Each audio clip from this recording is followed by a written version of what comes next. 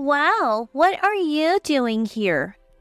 As we were invited by the newlyweds Bertie and his wife for a housewarming, Ashley said that upon opening the entrance door. Bertie and his spouse had decided to build a house thinking of the future. We, as close to Bertie and his chosen partner, contributed to the down payment as a token of support. Ashley knew about the down payment and that we were invited today. Yet, this was her attitude. To our astonishment, Ashley smirked rudely and said, "Well, if you insist on entering." My name is Susanna, a 46-year-old housewife. I live with my 50-year-old husband Edwards and our 25-year-old son Bertie. It's our 26th year of marriage and we still celebrate anniversaries maintaining a good relationship. Edwards and Bertie work in the same company in the automobile industry known as a major corporation. Once Bertie bought home a lovely young man he wanted us to meet.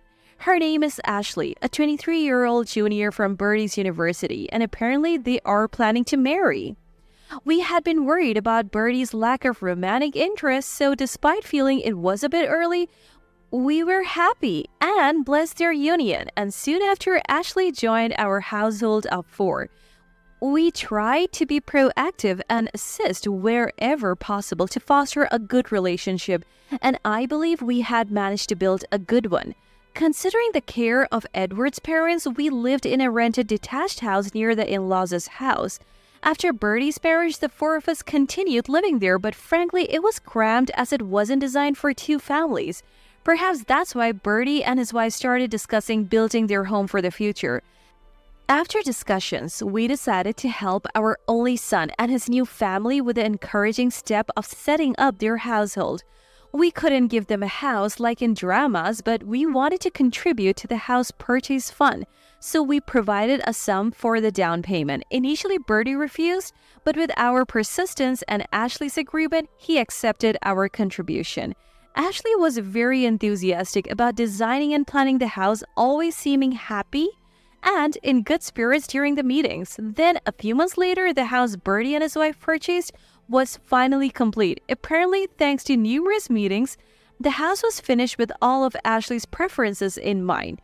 Bertie invited us saying, "We have built a really nice house and we would love for you to come and see it." So Edwards and I headed to the new house. Just before arriving, Bertie messaged, "I'm out to buy a cake since we forgot one. Ashley's there, so please go in first." I laughed and shook my head at his usual forgetfulness, but agreed nonetheless. Upon arrival, the gate and the garden alone made it obvious a lot of thought and effort had been put into the house. Even to an amateur's eyes, it seemed like a well-designed and impressive home. When I rang the doorbell, Ashley came out. From the doorway, I could see vases and a living room sofa that were from well-known high-end furniture brands. Even though Bertie works for a good company around here, I couldn't help but worry if they were stretching their budget too much. Ashley opened the door, but she didn't seem welcoming at all. Looking down at us with a creepy smile, she seemed like a completely different person from when we lived together. And it wasn't just her expression that had changed. "Wow, what are you here for?" In front of our stunned silence, Ashley sighed and laughed mockingly. When I meekly replied that we were invited, she snorted in displeasure. "If you want to enter so badly, there is an entrance fee of $300? She said, repeating the words entrance fee. Ashley smirked vilely. "Don't you understand? If you want to come into the house, you need to pay. After all, to me, you're just unrelated outsiders. I'm not letting you in for free." Edwards and I exchanged glances, and Ashley let out a vulgar laugh I had never heard before. Then, with an angry glare, she spat out, "Don't act so high and mighty just because you contributed to the down payment. This is our house, you know. I really hate it when outsiders interfere." Ashley's rant left both me and Edward speechless. The most shocking thing was being called an outsider by Ashley. Above all, it was a shock to be declared a stranger by Ashley, whom we had lived with for a while and thought of as family.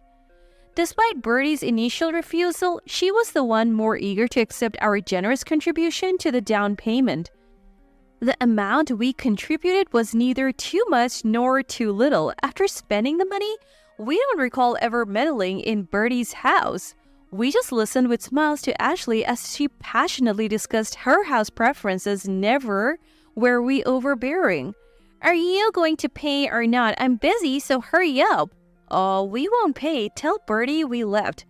I replied, shocked and barely able to think straight, even though Ashley had always said, let us properly thank you once the house is complete.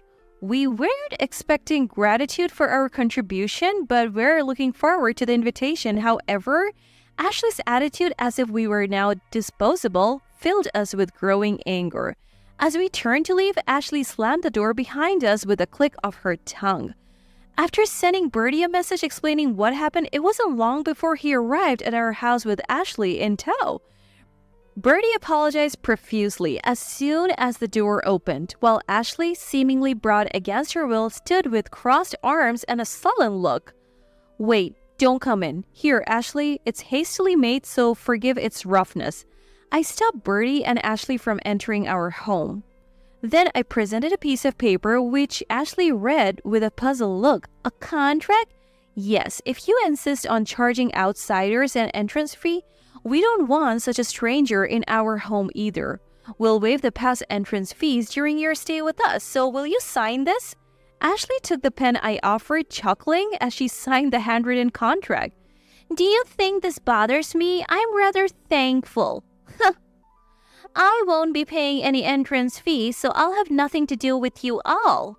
Bertie held his forehead and looked down as Ashley signed without hesitation. After she lifted high spirits, Bertie continued apologizing. Your apologies don't solve anything. Every couple is different, and while I don't want to meddle, Ashley's behavior and your inability to stop it is a problem. Edward's words seemed to hit hard, and after that day, Bertie rarely came home. We stayed in touch via phone, never fully cutting him off. However, we had no contact with Ashley, and a year swiftly passed. A year after becoming estranged, the doorbell rang. Yes, I answered, opening the door to find Ashley, whom I hadn't seen in a long time. I didn't agree to this. What's the meaning of this? She exclaimed, breathing heavily as if she had hurried over. I want this house. Let's swap homes. As it turns out, we had recently moved. Soon after, we became estranged from Bertie and his wife. A friend of ours, a successful entrepreneur who owns several businesses and properties, including vacation homes, approached us to buy their house. They were looking to downsize their assets considering their age. The house, stylish and reflecting our friend's taste, was hard to sell due to its uniqueness. Despite their other properties selling off, it was this house difficult to let go due to its location and distinctiveness. They implored us to buy at a bargain. Once we desired a detached home but had to give up due to land issues and the fact that Edwards, being the eldest son, would eventually need to care for his parents-in-law. So, we had been renting a home near the in-laws until now. However, the situation changed drastically.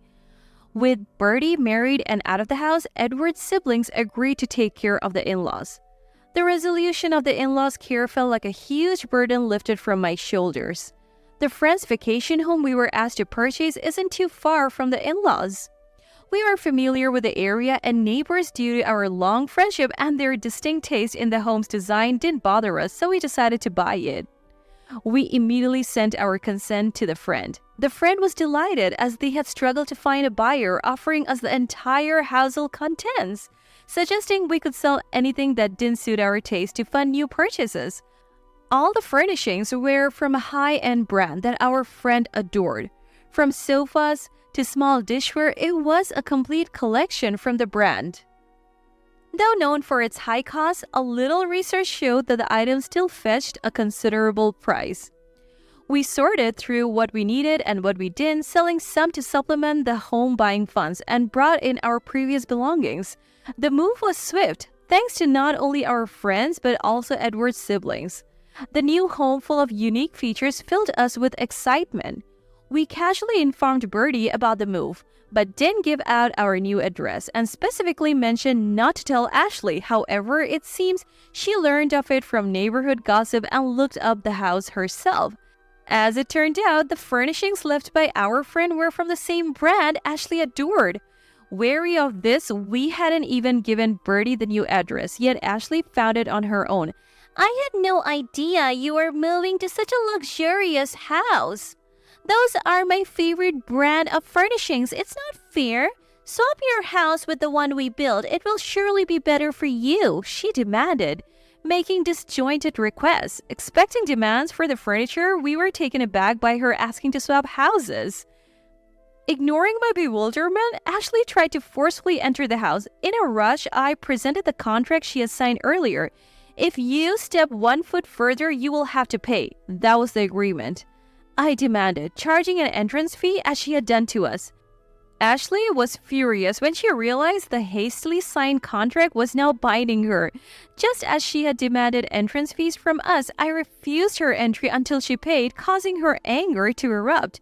She kicked the entrance door and attempted to force her way in, shouting loudly, attracting the neighbors' attention. Amidst the commotion, Bertie arrived running at full speed. Calm down, Ashley. Maybe a scene won't help. Let's go back home. While restrained by Bertie, an agitated Ashley yelled and hurled insults at me. She glared at Bertie, childishly accusing him of deceit. You say it too. I married you to live a work-free life surrounded by my favorite brands, not to have in-laws living better than us. If I knew I would be this miserable, I wouldn't have married you. Ashley revealed these unbelievable thoughts in her tirade. As we were about to intervene, shocked by her harsh words, Bertie gripped her shoulder. His usually mild demeanor was gone, replaced by a stern resolve.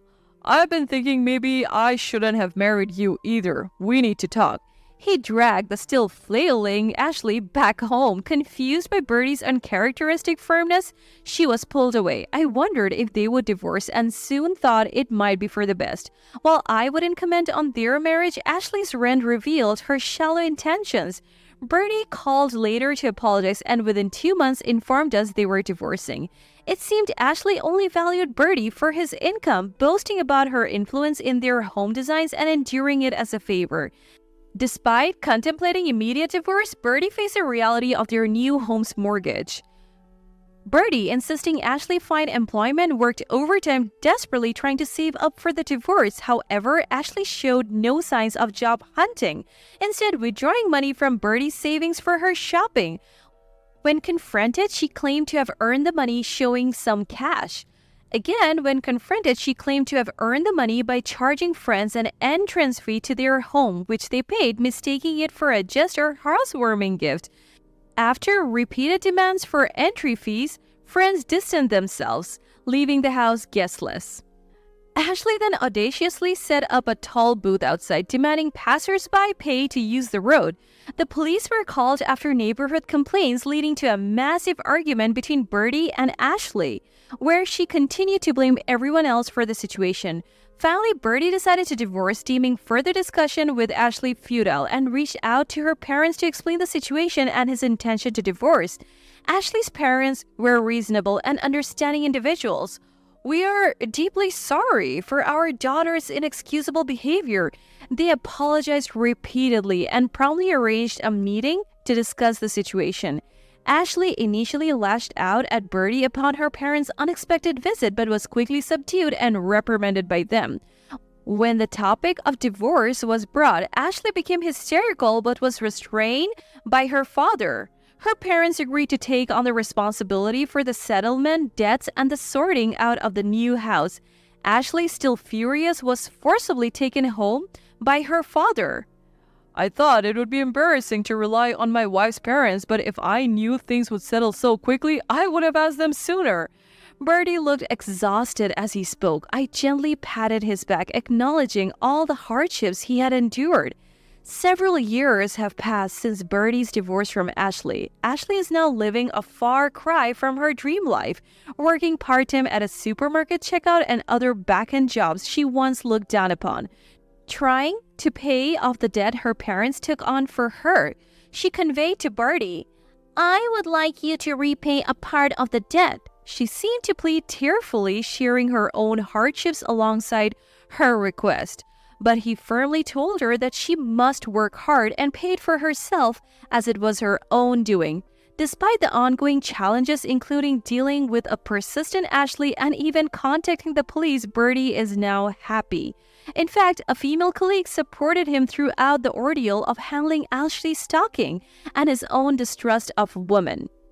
Though it took time, Birdie became optimistic about marriage again and has since remarried the supportive colleague.